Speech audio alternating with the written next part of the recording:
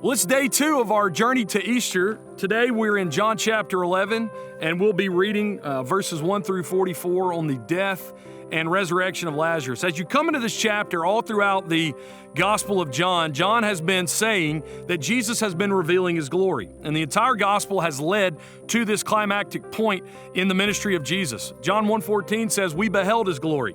John 2 talks about how Jesus did miracles to reveal his glory. And everything culminates here. This is the greatest miracle in the ministry of Jesus. He had a friend named Lazarus who lived in Bethany outside Jerusalem, very close with he and his sisters Mary and Martha. And Jesus is not in Bethany, and he hears that Lazarus is sick.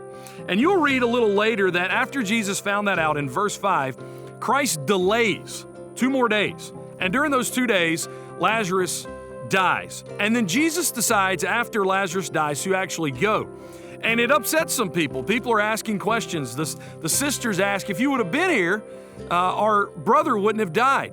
And Christ says that the reason for all this is so that the Son of God could be glorified through what's happening.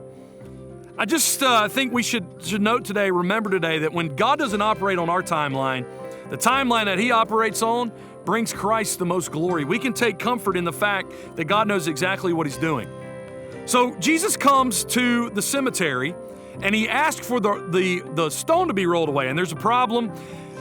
This is really funny. If you read the King James Version, the text will say, "Lord, he's been dead 4 days. Behold, he stinketh."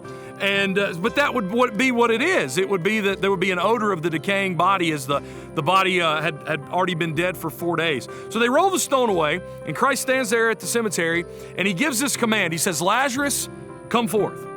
And the dead man comes to life and he walks out. One theologian said one time, if Jesus would not have prefaced come out with Lazarus, everybody would have come forth.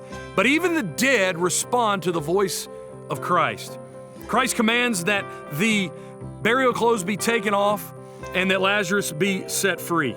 As you read this today, this is a picture of our life. We're dead in our sins and trespasses. Christ comes to us and calls us out.